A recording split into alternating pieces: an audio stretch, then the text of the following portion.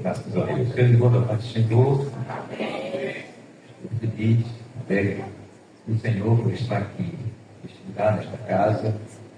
Eu tenho certeza que também esta é a mesma sensação dos irmãos, a sensação de alegria e contentamento por estar neste lugar tão abençoado, tão maravilhoso que é a casa do Senhor. Glória a Deus. Estivemos ausentes algumas segundas-feiras, mas estamos de volta para darmos continuidade na obra do Senhor. Abra sua Bíblia no Salmo 27, Salmo foi lido algumas segundas-feiras atrás. Então, de concluir esse estudo, mas eu darei uma ligeira passagem pelo que nós falamos aqui, para que os irmãos fiquem inteirados do assunto do que se trata. Salmo 27 diz assim a palavra do Senhor. Vamos ler até o verso 6, do 4 a 6. Uma coisa pedir ao Senhor e a buscarei, que possa morar na casa do Senhor todos os dias da minha vida, para contemplar a formosura do Senhor e aprender do seu templo. Porque no dia da adversidade me esconderá no seu pavilhão, no oculto do seu tabernáculo me esconderá, por-me-á sobre uma rocha. Também a minha cabeça será exaltada sobre os meus inimigos que estão ao redor de mim, pelo que oferecerei sacrifício de júbilo no seu tabernáculo. Cantarei, sim, cantarei louvores ao Senhor. Não pode dizer amém? Amém.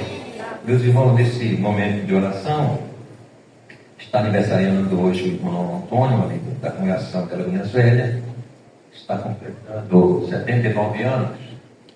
Ele está conosco, irmão Antônio. Eu repetir a oração por ele. Muito bem. Também agradecendo a Deus pela recuperação do nosso irmão Diácono Ronaldo, que esteve internado e Deus trouxe de volta. Orar também para que o Senhor continue consolando o pastor Wilson e sua família, que recentemente a sua genitora, sua mãe, foi recolhida aos braços do Senhor, a nossa irmã, a ideia ali que residia do Baixio. Orar também pela irmã Lili, que é a irmã da praça lá do Parque São Francisco, os irmãos já sabem quem se trata. Presbítero Everaldo, presbítero Everett, irmã Antônia da Praça Kennedy.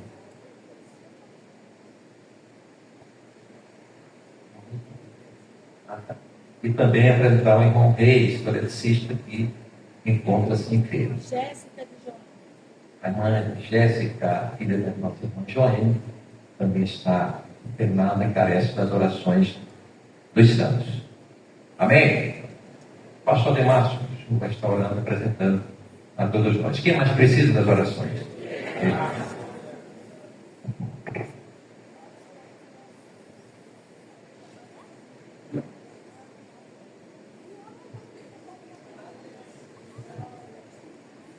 Cumprimento a amada igreja com a paz do Senhor. Amém. Deus, amparo, pastor Daria, irmã Deus, a família enlutada, Deus, de partir para o Senhor, cada um. E que o Senhor continue confortando e consolando os seus entes queridos. Agora do capítulo. Oremos.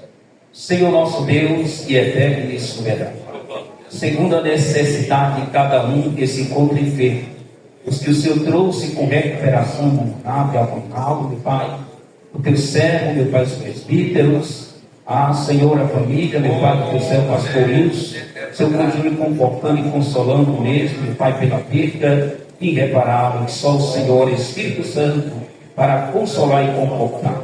Tome em tuas mãos também os parentes, amigos da tua serva que partimos, Deus, aos familiares, agraciando a todos, meu Pai, com cura, com restauração, aos teus servos que completou mais uma primavera. Deus Santo, Deus querido e eterno, multiplique, meu Pai, transborde com bênção do céu, não só sobre a vida dele, mas de toda a igreja, que clama, que roga, que intercede por cada um, Senhor, na necessidade para pôr em glória o Senhor que é digno, que vive e reina para todos sempre.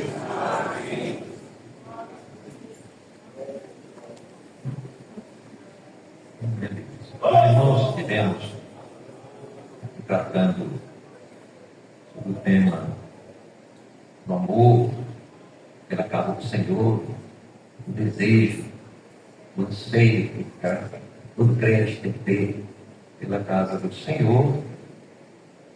Trouxemos esse tema face o momento que estamos atravessando, tantos crentes desigrejados, ou quando não, crentes que comparecem à igreja só no domingo, na escola bíblica não aparecem, mas de noite estão no culto. E tem aqueles até que aparecem só na Santa Ceia, porque tem medo de ser disciplinado. Mas não é o amor, não é o desejo que deve ter pela casa do Senhor.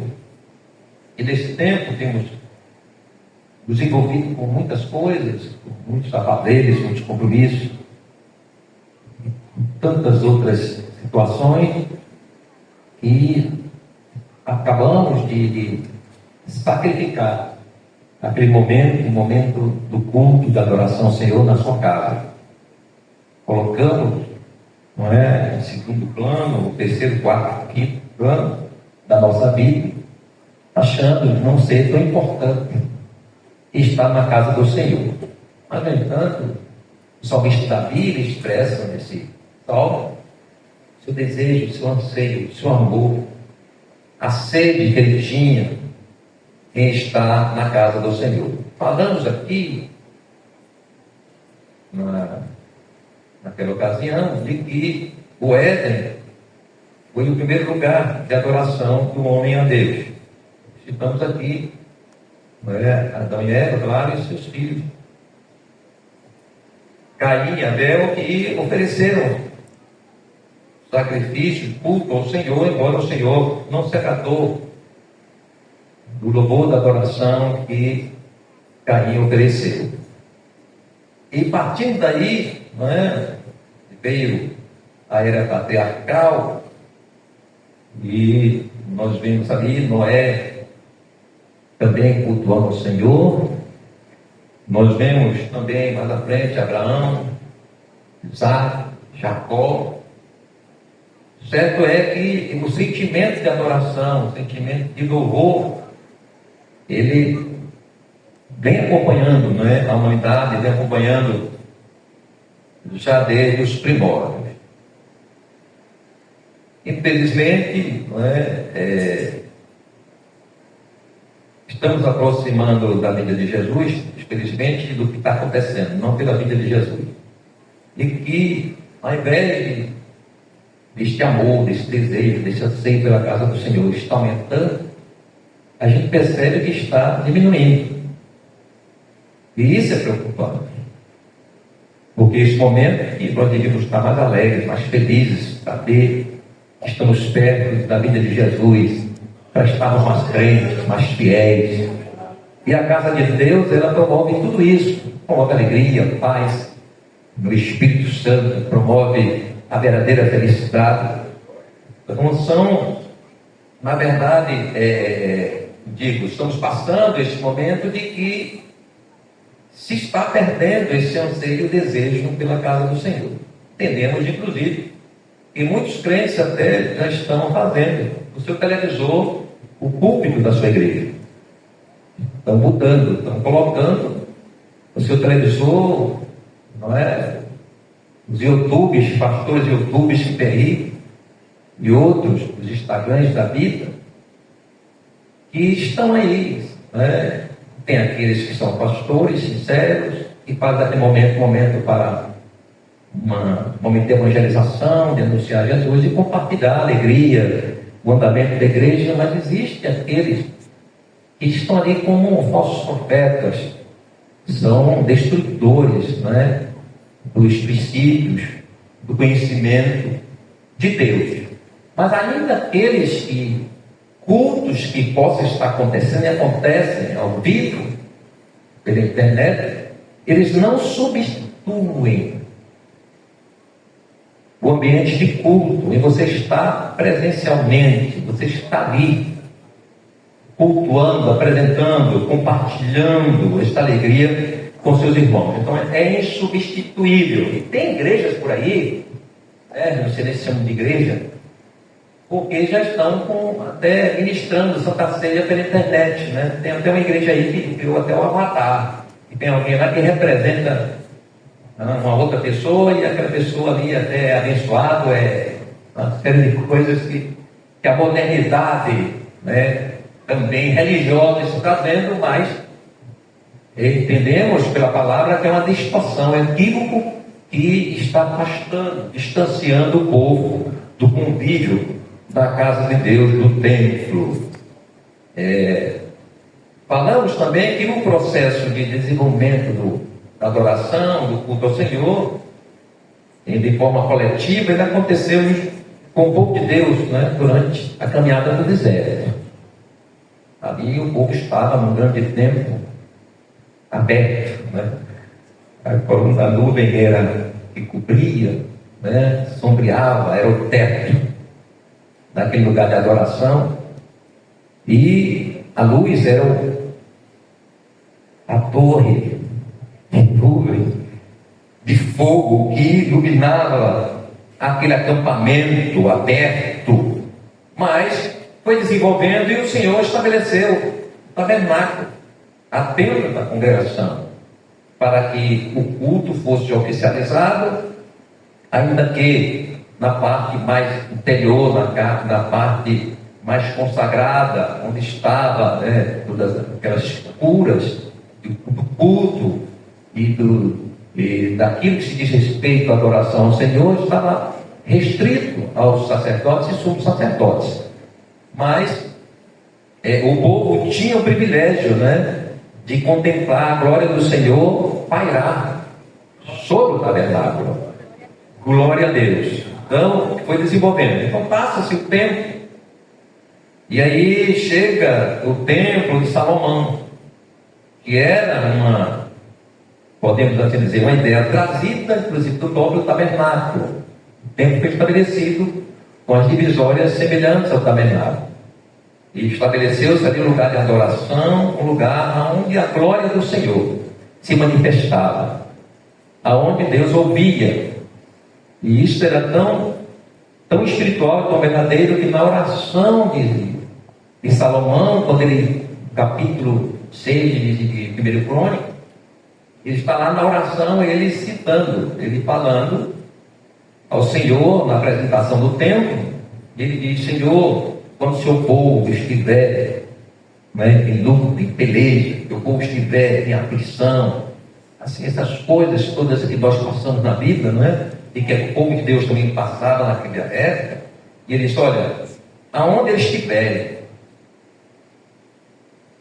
olha como era o valor do templo, que ele se dirigisse lá, com uma dificuldade de locomoção, de distância e tudo mais, mas que se virasse para Jerusalém, e o Senhor ouvisse do céu, e abençoasse o seu povo, curasse o seu povo, e Deus respondeu a oração positivamente. Glória a Deus. Portanto, aqui está uma expressão muito grande da adoração ao Senhor em lugares especiais. Do tempo de Jesus também, o tempo teve importância.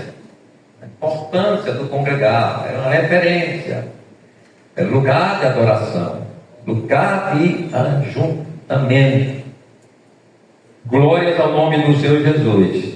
Passou-se a era apostólica, estamos vivendo o nosso tempo, o tempo da igreja, que Jesus havia dito, não é?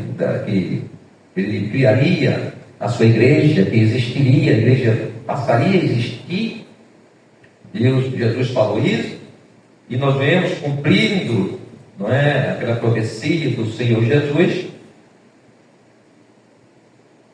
esta profecia do templo sendo, ou seja, da origem da igreja. Agora eu trato da igreja em si, do povo da comunidade que precisava de um lugar para adorar. Deus estabeleceu ali, portanto, a sua igreja. No dia de Pentecostes, nós já sabemos toda essa história que está lá em Atos, não é? No capítulo 2 em especial. Então nós vamos, portanto, estar aqui justamente meditando e estudando sobre esse momento da igreja, que hoje nós temos templos maravilhosos, templos confortáveis como o nosso, templos que trazem um certo conforto aos irmãos. Então esse templo, esses templos desse momento da igreja, que são referenciais de adoração, eles, portanto, precisam ser encarados como um lugar, como uma constituição, podemos dizer, de Deus para o seu povo, para a sua igreja, para que a sua igreja ela fosse moldada, a sua igreja fosse aperfeiçoada, a sua igreja fosse trabalhada, não é? E preparada para a vinda do Senhor Jesus e também para ser aquela que viesse a dar testemunho, não é, da salvação do Senhor na terra. Glória a Deus. Então o templo, ele é a referência não só de adoração, mas de edificação espiritual dos crentes. Glórias ao nome do Senhor Jesus. E nós vemos isso, né? Está lá em 1 Coríntios 14, 26, quando Paulo diz: que pareis, irmãos, quando vos ajuntais?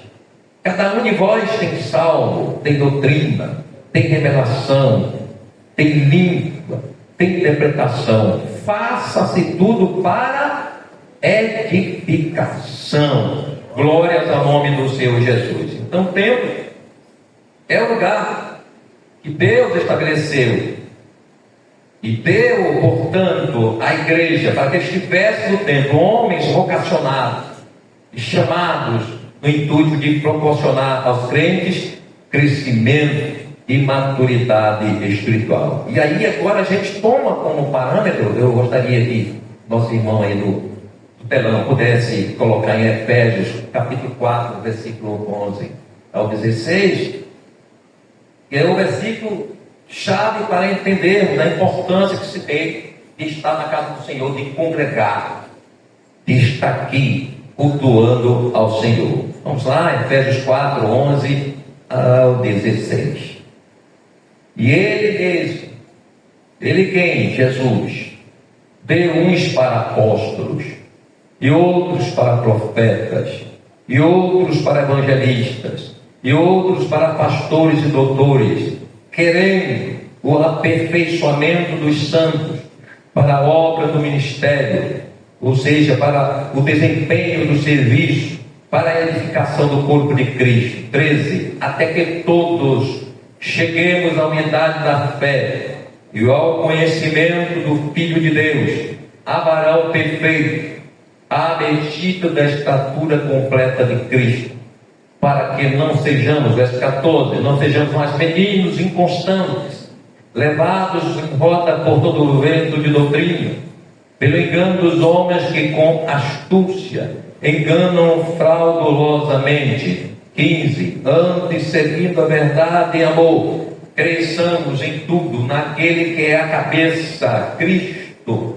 16. Do qual todo o corpo, bem ajustado e ligado, pelo auxílio de todas as juntas, segundo a justa operação de cada parte, faz o aumento do corpo para a sua edificação em amor.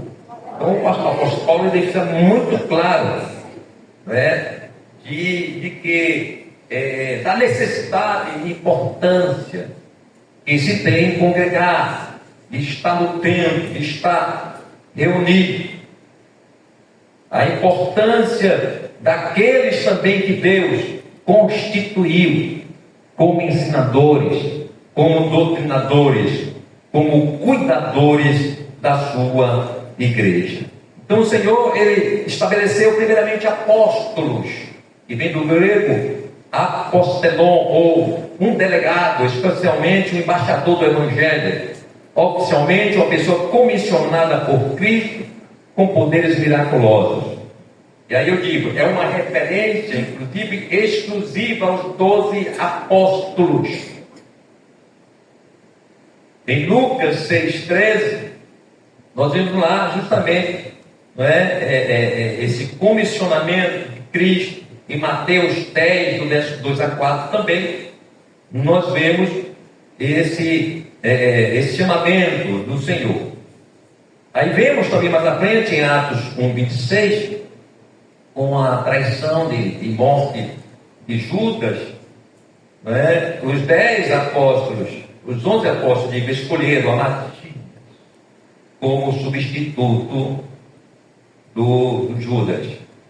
Mas podemos entender que para ser apóstolo precisava ter sido convocados pessoalmente pelo Senhor.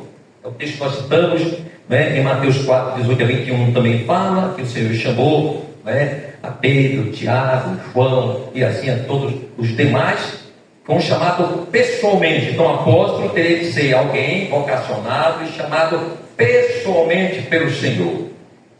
Outro ponto, outra exigência, que tivesse andado com Jesus durante o seu ministério.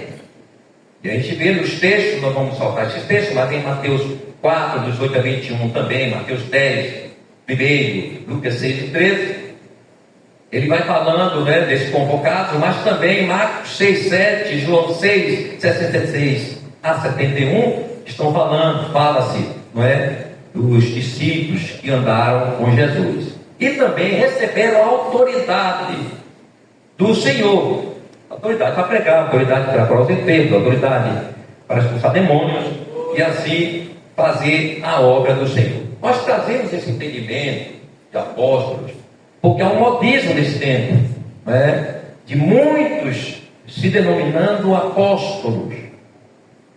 Portanto, nesse tempo da igreja não existe apóstolos.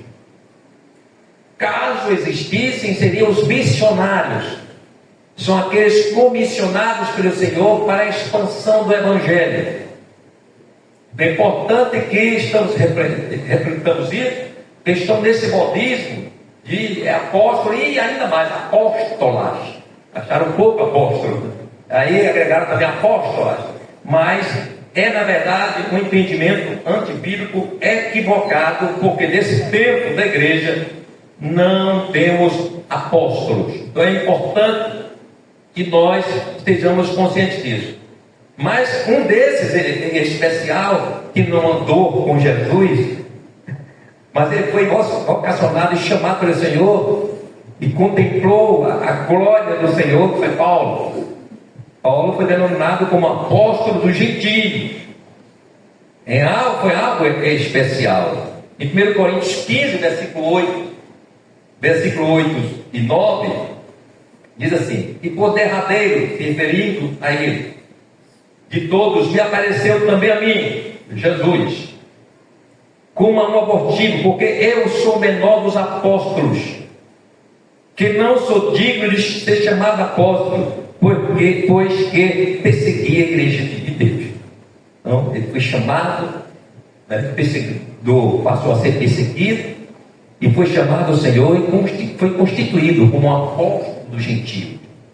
Foi o homem que revolucionou, vamos dizer assim, a obra, não é, salvífica, no sentido da graça, da salvação pela fé, porque ainda, não é, os irmãos, embora sofrendo ali toda a influência dos discípulos de Jesus, que aprenderam com Jesus, mas eles carregavam sobre si, não é, um peso muito grande do judaísmo. A gente vê lá na frente Pedro, né, tendo algum momento de dissabores entre ele e Paulo, uma divergência justamente porque, embora os discípulos, os apóstolos tivessem andado com Jesus, mas ainda conservavam alguma coisa ainda dentro do judaísmo. Então Paulo vem justamente desfazendo tudo aquilo, mas não, agora o tempo é outro.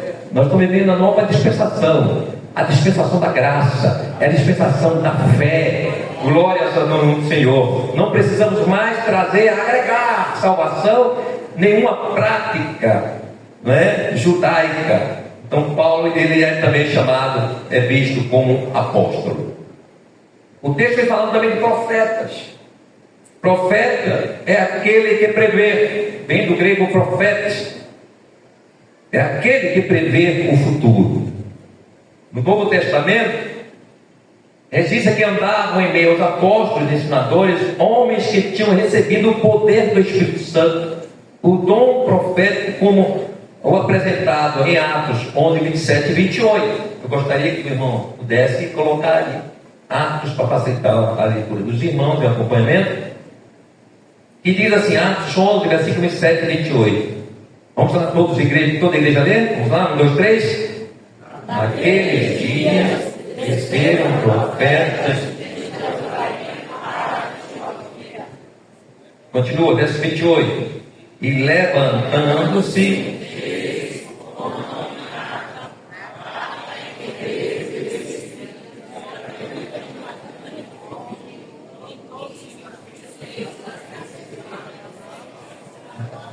glória a Deus.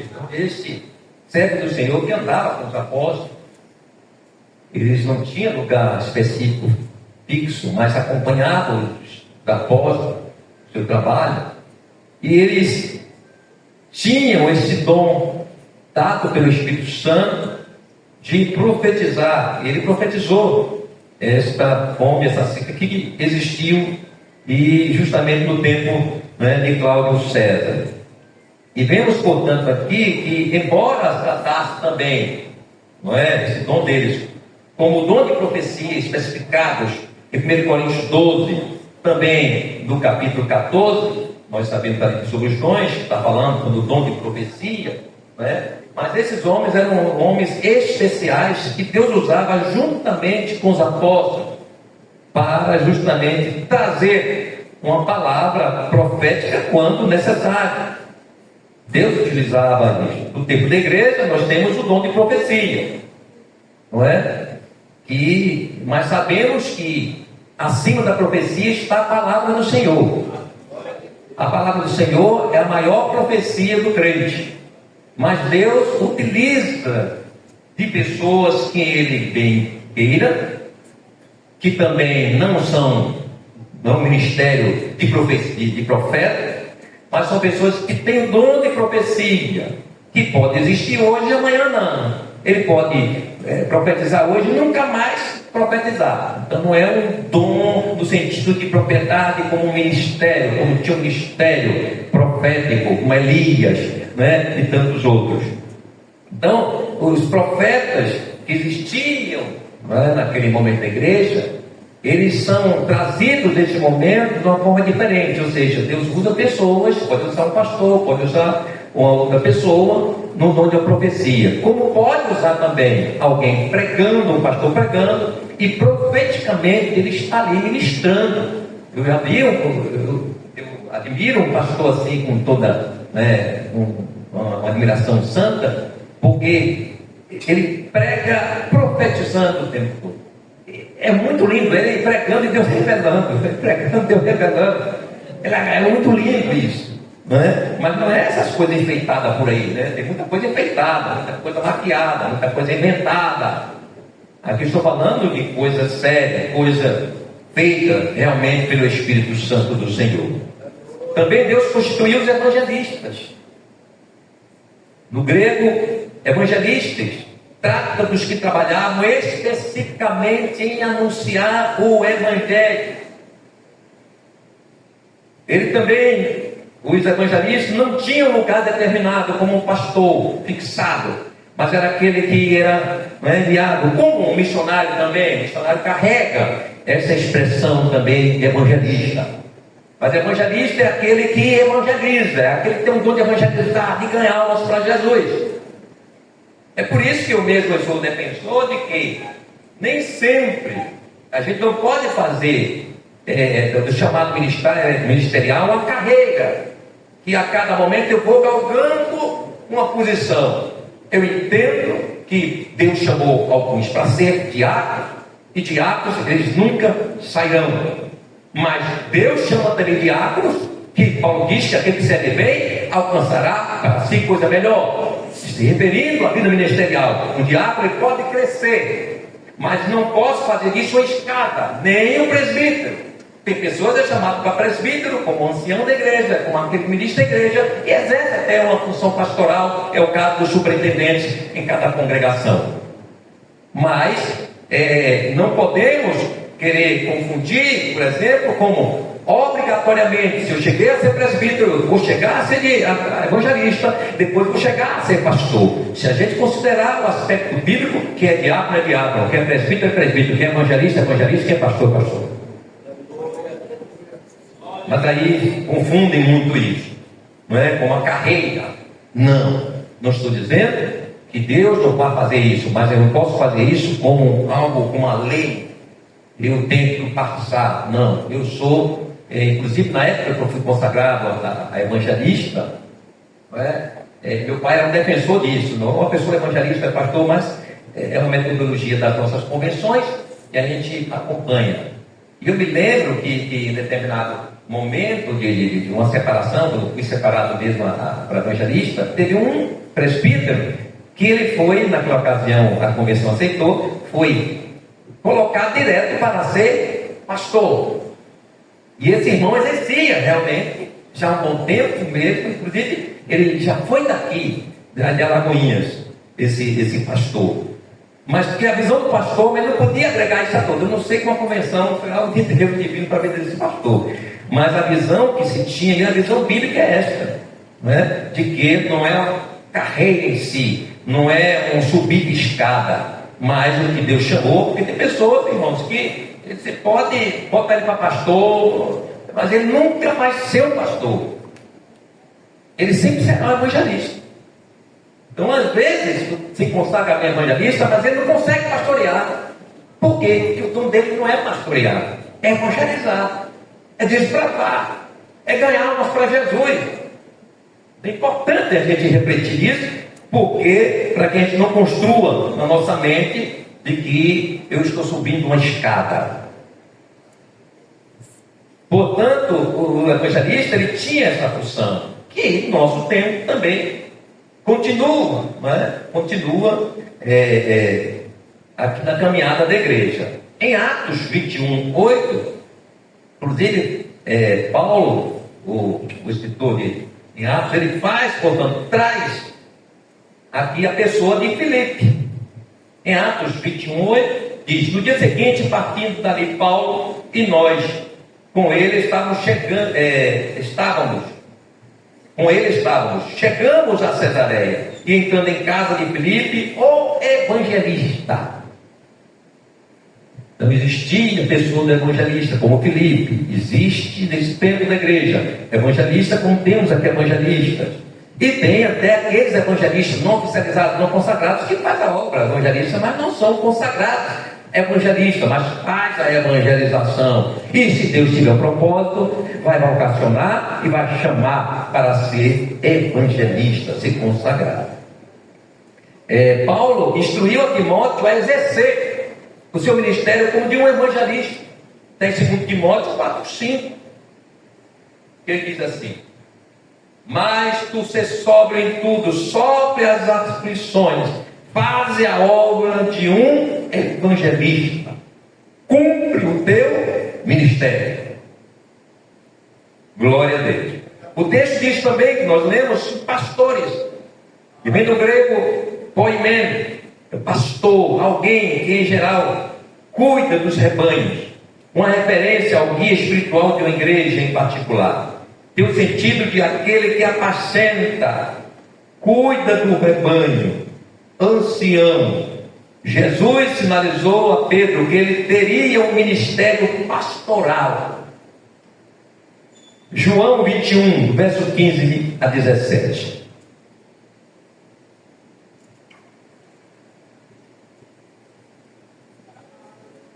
E depois de terem jantado, disse Jesus a Simão Pedro: Simão, filho de Jonas, amas-me mais do que estes? Ele respondeu: sim, Senhor, tu sabes que te amo. disse-lhes: apacenta os meus cordeiros. Tornou a dizer, verso 16, segunda vez: Simão, filho de Jonas, amas-me? Disse-lhe: sim, Senhor, tu sabes que te amo. Disse-lhe: apacenta as minhas ovelhas. Verso 17, disse terceira vez: Simão, filho de Jonas, amas-me? Simão entristeceu-se por lhe ter dito terceira vez: amas-me? E disse-lhe: Senhor, tu sabes tudo, tu sabes que eu te amo. Jesus disse-lhe: apacenta as minhas ovelhas. Então, pastor é aquele que Deus chamou para apacentar, para ensinar a igreja, para doutrinar a igreja. É por isso que eu tenho que ir para a igreja, que lugar de doutrinamento não é televisão, não é internet. Lugar de crente ser doutrinado é na igreja. E ser cuidado é da igreja, embora esse cuidado se expanda. O pastor visita, o pastor assiste, o pastor liga, o pastor se comunica. E isso é uma forma também de apacentar aqueles crentes que estão inseridos na membresia e também como congregados da igreja. Então o pastor, ele é instrumento de Deus, que foi doado à igreja para atuar, para pregar, para anunciar Jesus, mas principalmente para apacentar, para cuidar, para formatar a vida espiritual dos crentes, para criar os crentes à imagem de Jesus. Glórias ao nome do Senhor Jesus. É por isso que nós precisamos, nesses últimos dias, valorizarmos mais os pastores, mais aqueles que Deus constituiu. Hoje, tem crentes que botam dentro da mão no rosto do pastor, só falta dar um tapa no pastor. E se facilitar, o pastor facilitar, toma até tapa. Isso é um desrespeito ao próprio Jesus, que estabeleceu pastores da igreja. Então, pastores são instrumentos de Deus, que Deus constituiu a igreja.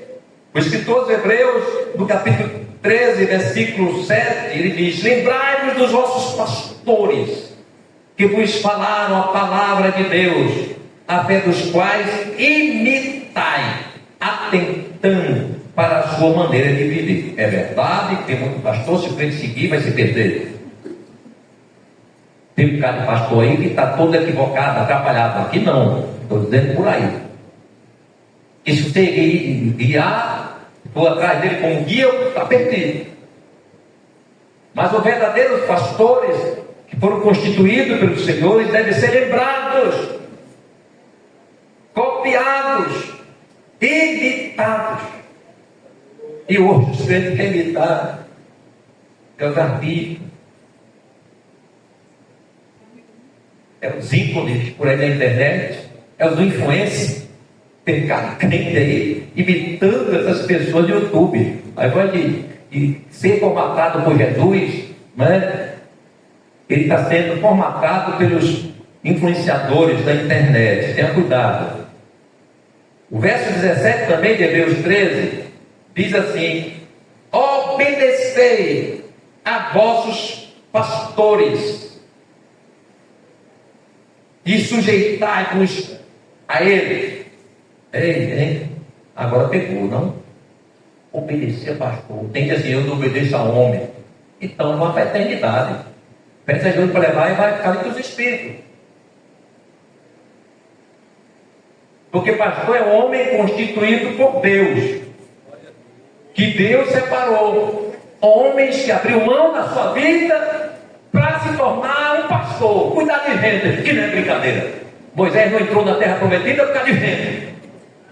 E cuidar de gente é difícil. Só a graça de Deus na vida. Quem quer ser pastor de verdade passa aflição com muito crente por aqui. E por aqui também. Tem crente, irmãos, que é aflição, não é bênção. E o pastor tem que cuidar da aflição do aflito. O pastor não pode escolher a quem vai cuidar. Ele cuida dos sinceros, Ele vai cuidando. E você tem que cuidar até cuida do joio. Esta é a missão do pastor. Ele entrega a sua vida, deve ser, portanto, respeitado, obedecido. obedecido. A gente aconselha hoje os crentes, misericórdia. Crente que hoje não obedece nenhum conselho aqui, vocês são obreiros, são pastores locais. Você sabe disso que eu estou falando? Da dificuldade, da orientação que vocês estão e os crentes não obedecem. Isso é desconsiderar Jesus, aquele que deu à igreja pastores. Mas hoje é uma geração, irmãos, que pastor é um amiguinho. Ele trata pastor como comedor de churrasco com ele, só isso.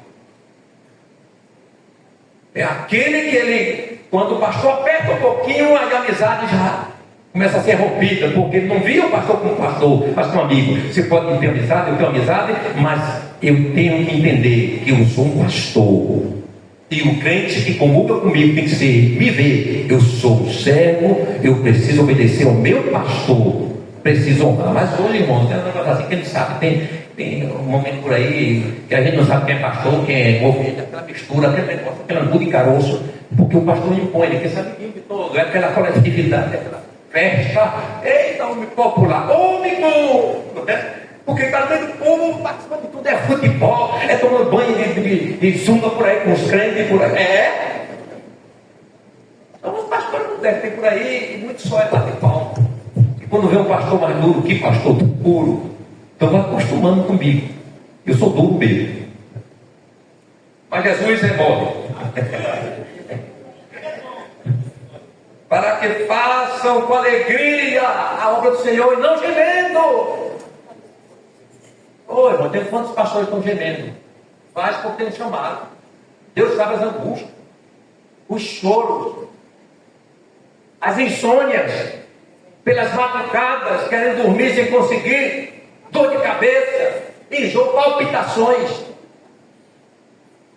por causa de crentes atrapalhados. Não seja atrapalhado, seja um servo, seja ovelha, seja crente. Glória ao nome do Senhor. A Bíblia diz também que tem doutores, do grego didaskalos, instrutor, mestre, homens capacitados intelectualmente, de grande conhecimento bíblico e dotados de inspiração divina.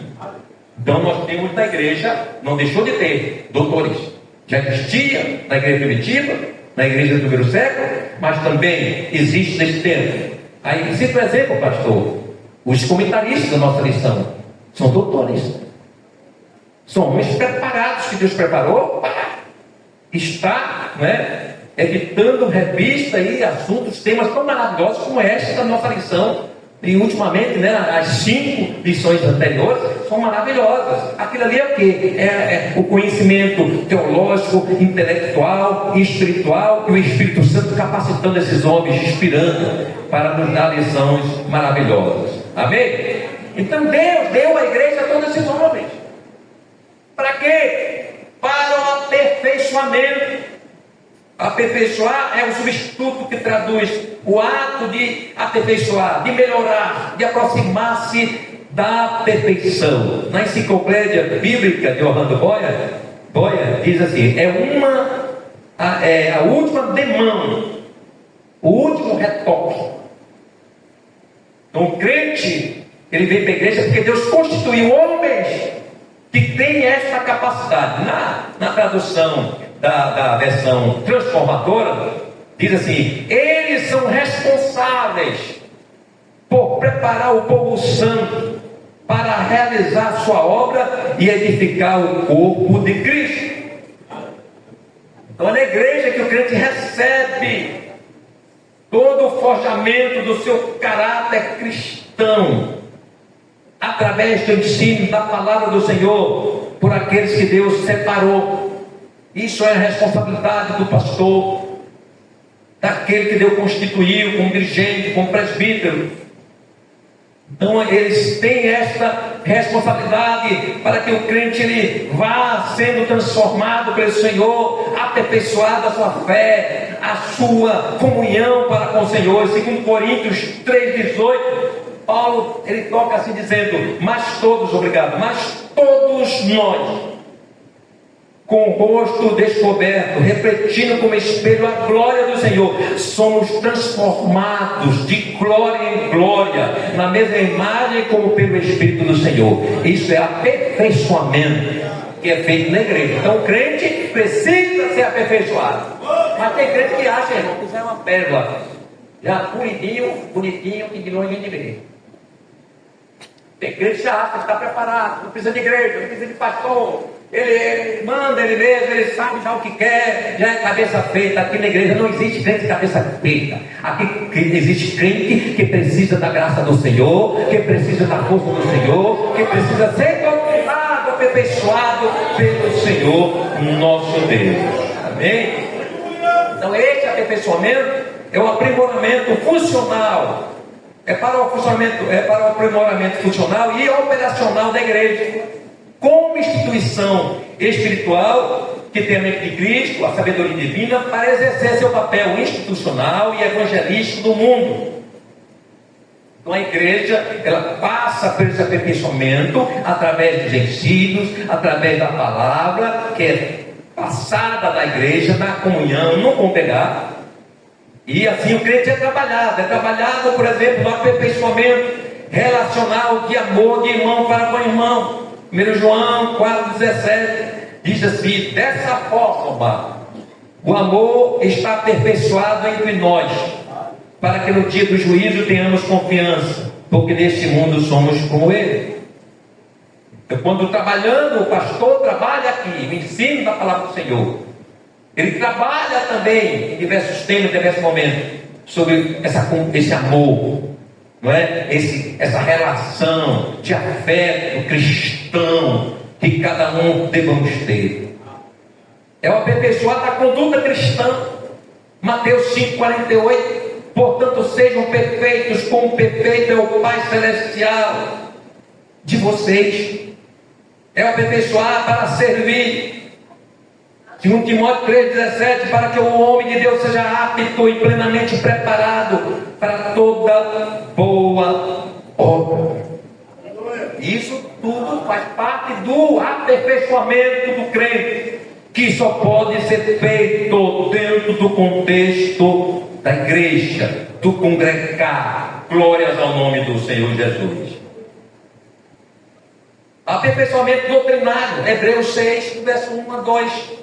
Pelo que, deixando os rudimentos da doutrina de Cristo, prossigamos até a perfeição, não lançando de novo o fundamento do arrependimento de obras mortas e de fé em Deus, e da doutrina do batismo, e da imposição das mãos, e da ressurreição dos mortos e do juízo eterno. Ou seja, o crente na igreja recebe o aperfeiçoamento doutrinário, para saber discernir as coisas, saber aquilo que é bíblico, o que não é bíblico, aquilo que o deve ou não deve fazer, aquilo que é certo e aquilo que é errado. E isto é feito justamente através do aperfeiçoamento doutrinário.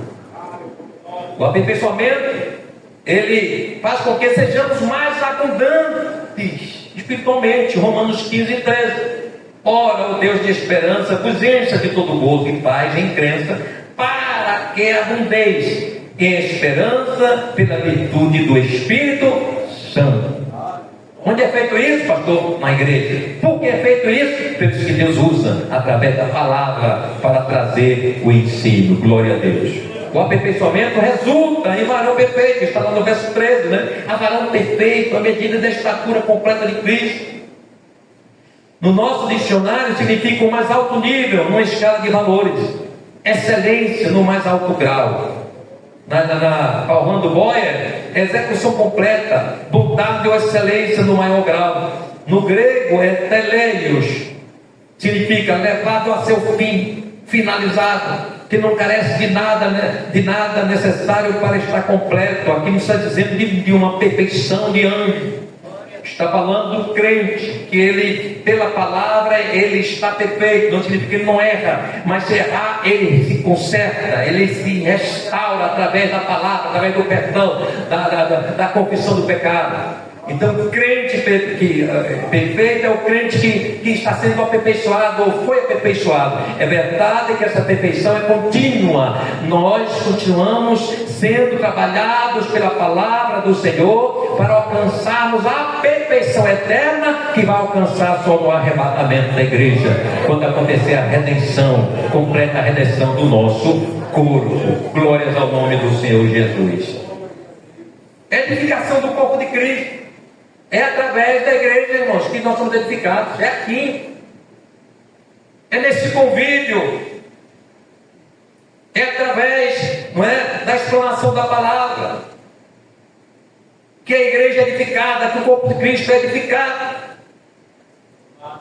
É o ato de construir, é o ato de alguém que promove o crescimento de outro em sabedoria cristã, piedade, felicidade, santidade, como o reino de Deus. Ele é preparado para isso, para influenciar na vida do crente a edificação do corpo do Senhor. Glórias ao nome do Senhor Jesus. É no tempo em que os que Jesus deu à igreja promove a firmeza e convicção bíblica da fé e santidade por meio do doutrinamento bíblico.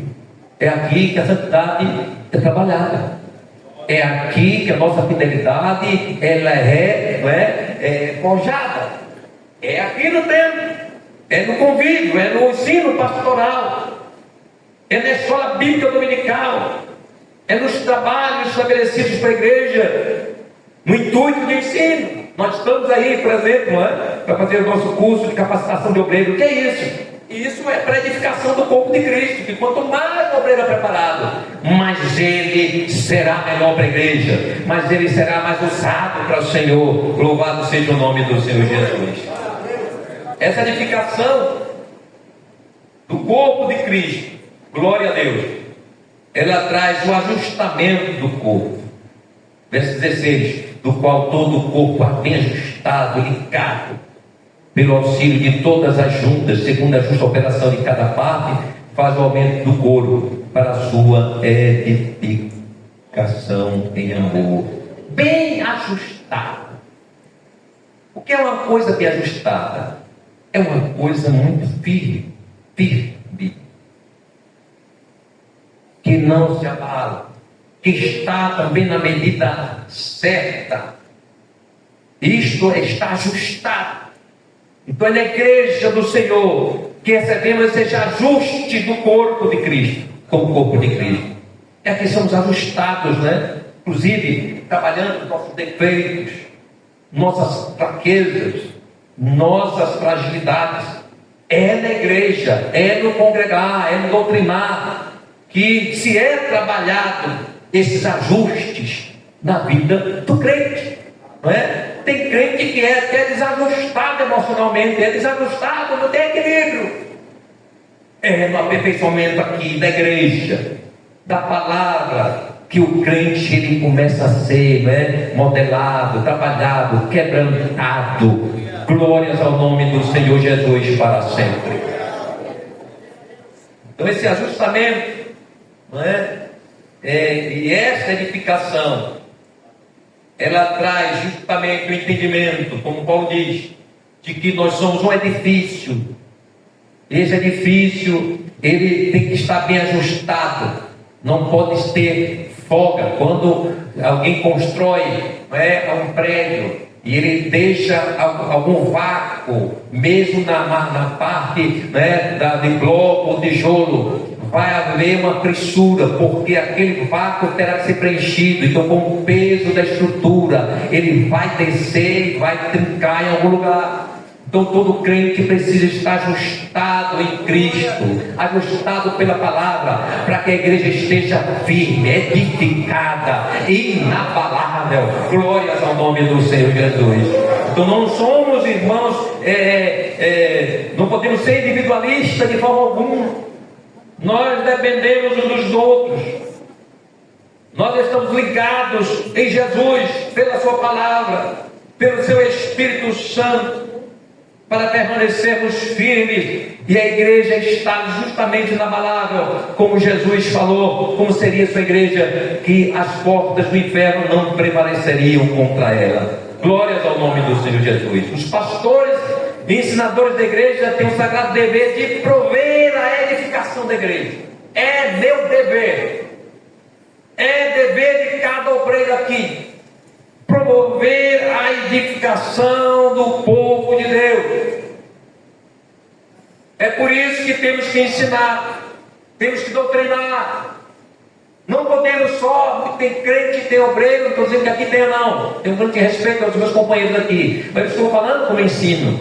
Porque tem tipos de obreiro que ele só quer falar de graça, é de vitória, e bota o filho para pular, e bota o filho para dançar, mas não sabe falar da santidade, não sabe falar da fidelidade.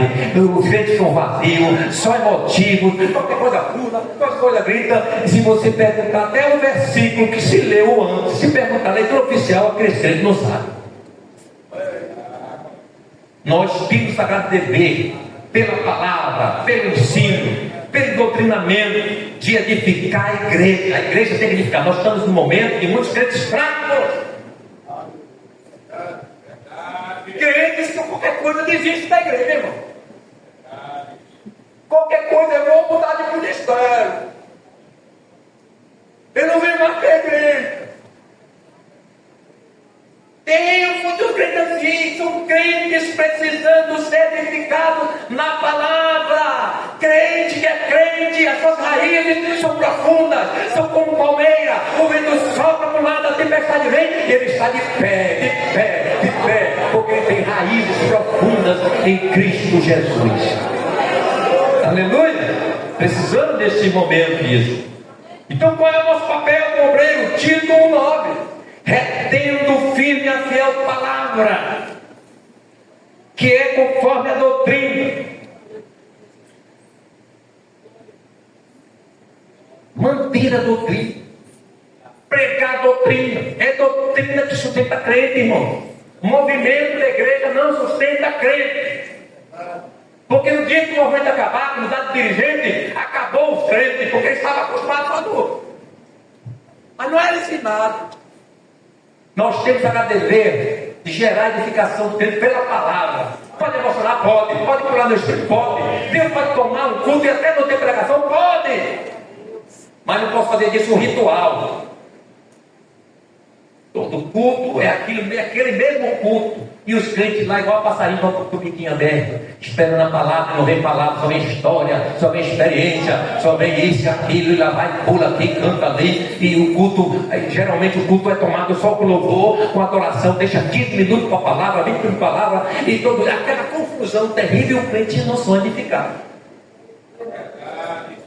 Mas a palavra edifica, a doutrina sustenta. Convicção, pode se levantar Satanás, o inferno, ele diz: aqui eu estou, daqui não tem mentira, porque minha fé está fundamentada em Jesus. Aleluia. Então ele diz, conforme a doutrina, para que seja poderoso, tanto para demonstrar, ou seja, o pastor que doutrina, ele é poderoso, no sentido assim, ele é conhecido como alguém com autoridade na igreja, quando ele doutrina a igreja. Então o doutrinamento ele gera, portanto, esse poder e autoridade do pastor para orientar, para aconselhar. Então ele é poderoso tanto para demonstrar com essa doutrina, como para convencer os contradizentes. Não precisa discutir com quem quer se levantar contra a doutrina da igreja, com quem sempre aparece. Não precisa brigar com ele, não. Traz ele para o culto de doutrina. Só isso. Convida ele para perguntar os cultos de doutrina, né? Mas hoje, infelizmente, os crentes não querem culto de doutrina. Infelizmente, essa geração da igreja, se dependesse para Jesus arrebatar a gente de culto de doutrina, ia ficar no cá de nós aqui. Porque não gostamos de culto de doutrina, e é o culto específico para fortalecer o crente. Mas não gostamos, né? Não, culto de doutrina é duro. É aquele pastor seco da cabeça grande que vai pregar lá. É aquele nem lavou. E tu me enguando. E a pessoa da barriga grande. A única coisa que tem é a pessoa com pescoço fino, cabeça grande e barriga.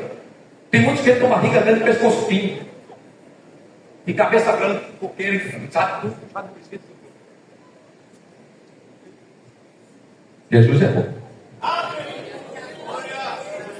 O conhecimento bíblico é necessário a quem ensina, para que os crentes sejam edificados. 1 Timóteo 4,13, Paulo diz assim, aconselhando Timóteo: até a minha chegada dedique-se à leitura pública da Escritura. Que coisa interessante. Leitura pública. Tem um certo avivalista, eu esqueci o nome dele aqui, que ele só apenas lia a palavra. E quando lia a palavra, as multidões, as pessoas caíam nas praças, gemendo, sentindo suas culpas, seus pecados, pela leitura da palavra. Num dia pregação, nós falamos leitura, abria, começava a ler assim com 10, 5, 6, 7 mil, 8, 10 mil pessoas. E na leitura da palavra as pessoas pediam, pare, mas que era o Wesley. Acho que era John Wesley. Pare, John Wesley. Não aguentamos mais ouvir a palavra, eu quero aceitar Jesus. Não queremos ir para o inferno. E hoje os crentes, nem os crentes, o efeito da palavra faz mais. Lê, e está aquela pedra de sal. Tem crente que a palavra, irmão, não faz efeito mais. Não faz efeito. Não faz efeito. Ele sai do mesmo jeito, e às vezes pensa até pior. Porque ele sai arrancado. Porque contrariou ele, os desejos dele, a forma dele, o jeito dele. Ele sai do culto revoltado, mas só sai pior. Ele chegou. Então os crentes hoje nem a palavra quer ler. Quanto mais ele vai para o doutrina. Muda esse comportamento. Se você quer ser aperfeiçoado por Jesus, muda esse comportamento.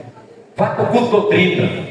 Não é? Aí fica lá o dia todo na internet, no Facebook, Instagram, conversando bobagem, conversando abobrinha, enchendo a cabeça de vento. Aí eu tenho certeza que um cara de crente está assistindo o Big Brother. Tem. Eu digo sem pecar isso. Como é que o crente vai ser aperfeiçoado? É edificado. A palavra não faz efeito mais nele não. Não pode ler a Bíblia de todo jeito, alto no ouvido dele. Não entra mais. Mas ele está na igreja dizendo que é crente. E se tiver alguém aqui assistindo o Big Brother, se converte a Jesus, viu? Aceita Jesus. Porque tu não está convertido não. Porque o crente convertido, seus olhos são consagrados, seus ouvidos são consagrados, sua mente é consagrada. Do Senhor Jesus. Já pensou se Jesus volta essa hora você era sentado assistindo a porcaria daquela? Não brinque em ser crente. Ser crente é coisa séria. Glórias ao nome do Senhor Jesus. Estou terminando. Aleluia. A unidade da fé vem do grego renotas, traz o sentido de unanimidade, consentimento. É no convívio da igreja, no templo, em que é trabalhada a nossa unidade. Um crente que não congrega, ele já está demonstrando falta de unidade. Quando vai ver lá em Atos 2:43, vai ver que uma igreja estava reunida, e eram unânimes na doutrina dos apóstolos, no partir do pão, nas orações, em tudo os crentes eram unânimes, marcavam a consagração. Eu vou também. A gente marca uma campanha de oração, então eu não vou nem perguntar quantos crentes estão participando. Falta unanimidade. Na falta de unanimidade, Deus não opera. Você não cresce, é segredo. Está onde? Onde é que você está? Qual foi o posicionamento da igreja? Murmurador. Vai orar, vai fazer a tua parte. E os outros vão fazer, cada um a sua parte. Mas aí geralmente essas pessoas, irmãos, ele olha, não é? O cisto do olho dos outros e a trava e deixa tamanho do olho dele. Ele não consegue se enxergar a si mesmo. Que absurdo. Que geração é essa? Jesus está vindo aí. Só vai subir crente, viu? Unidade da fé. Paulo fala isso, estou terminando. Não se preocupe não, que até meia-noite é hoje. Aí Efésios 4, eu passo para responder ler, porque tem crente que vai ficar um mês ou 2 meses sem vir aqui, vou aproveitar hoje para escolar. Efésios 4, diz assim, olha, aleluia. Ele vem falando justamente da unidade.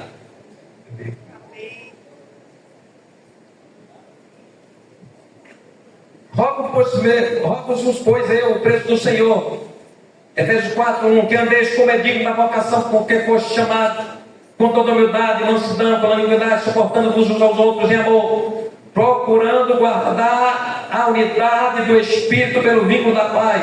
Há um só corpo e um só Espírito, como também foste chamados em uma só esperança da vossa vocação, um só Senhor, uma só fé, um só batismo, um só Deus e Pai de todos, o qual é sobre todos e por todos e em todos. Aí vai fazer um trabalho na igreja, até na hora de escolher uma farda é uma confusão terrível. Vai escolher o hino no grupo, confusão. Meu Deus.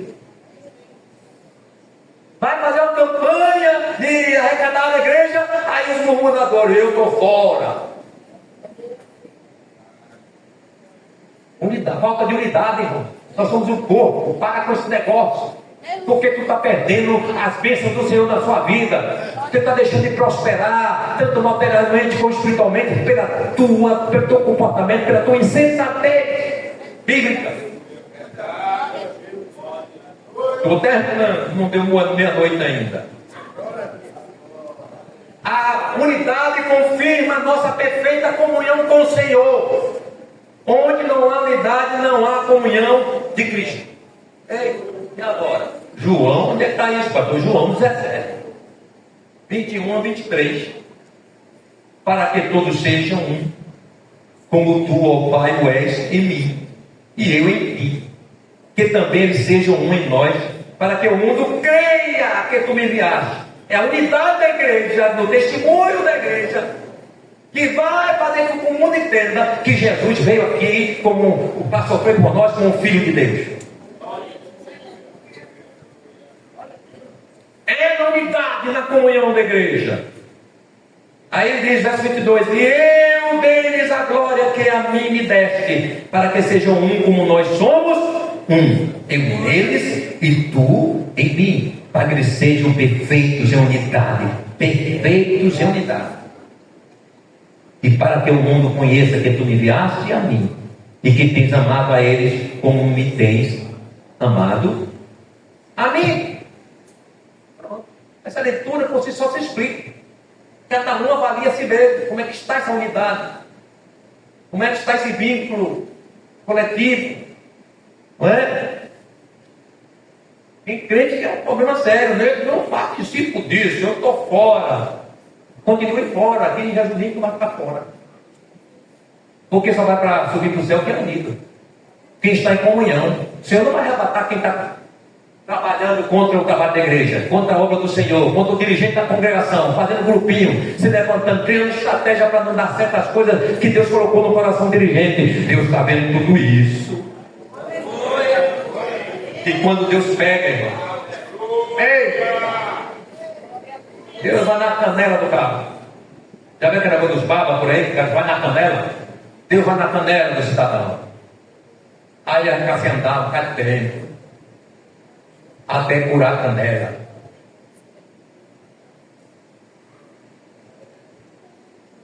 Nossa adoração está comprometida também, quando não andamos em unidade.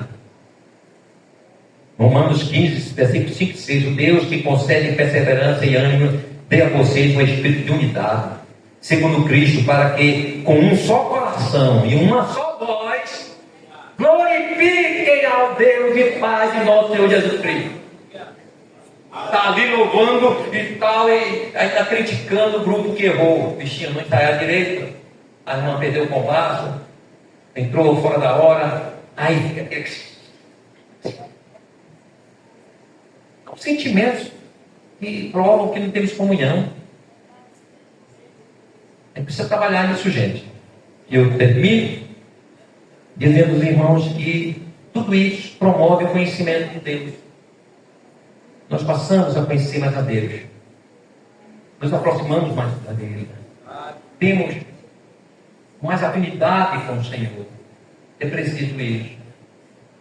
Nós crescemos em tudo quando congregamos. É preciso entender isso. Em toda a dimensão da nossa vida, quando congregamos, nós crescemos, nós amadurecemos, tornamos adultos. Glórias ao nome do Senhor Jesus. Portanto, Salmo 26:8, eu aconselho a todos nós a sermos, portanto, a amar a casa do Senhor. O salmista diz: Senhor, eu tenho amado a habitação da tua casa e o lugar onde permanece a tua glória. Reverenciemos o culto ao Senhor. Salmo 96, 7 a 9. Dá ao Senhor, filhos, famílias dos povos, dá ao Senhor glória e força, dá ao Senhor a glória devida ao seu nome, trazei oferenda e entrai nos seus atos, adorai ao Senhor na beleza da santidade, tremei diante dele toda a terra. E não tenhamos o mau costume de não congregar.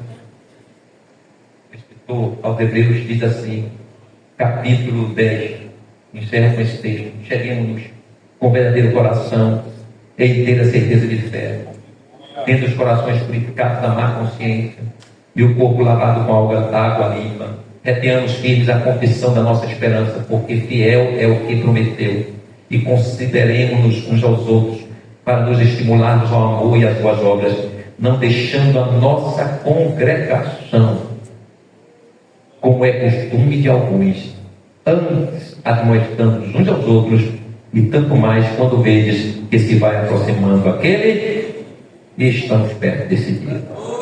Deus abençoe e nos ajude a aparecermos mais com Ele. Amém? Glória a Deus. Vamos aos avisos. Bendito eterno Deus, Pai de misericórdia, graças te damos que ouvimos a tua palavra nesta noite, Senhor. Abençoe os teus servos que agora vão para as suas casas, Senhor. Envia teus anjos, cada um em teu servo. Toma a direção de seus veículos, em nome de Jesus. Aqueles que vão pegar o coletivo, ou mesmo que vão a pé para as suas casas, envia teus anjos com eles, em nome de Jesus. Abençoe os teus servos que se encontram hospitalizados, Senhor. Tem misericórdia deles. Repreende toda ação maligna contra eles. Usa os médicos, em nome de Jesus Cristo. Amém. Também abençoe o teu servo, pastor Francisco, e sua esposa e sua filha, ali na África, Senhor. Também o teu servo ali que se encontra na Bolívia, Senhor, misericórdia. Ali também na cidade de Ribeira, Senhor. Ajuda aqueles que seus servos estão ali, Senhor. Tem misericórdia do teu povo. Também abençoe os teus servos, os porteiros, auxiliares, tocadores, em nome de Jesus Cristo. Também abençoe esse ministério aqui, Senhor. Abençoe o teu servo, o pastor, presidente dessa igreja. Aleluia, sua família, Senhor, em nome de Jesus Cristo. Salvando aqueles que ainda faltam, Senhor, no meio de sua família, Senhor. Repreende toda ação maligna, Senhor. Ajuda, Senhor, em nome de Jesus Cristo. Amém. A graça do Senhor Jesus, o amor de Deus, nosso Pai, e a eterna comunhão do Santo Espírito do Senhor, seja com todos nós hoje e sempre. Amém.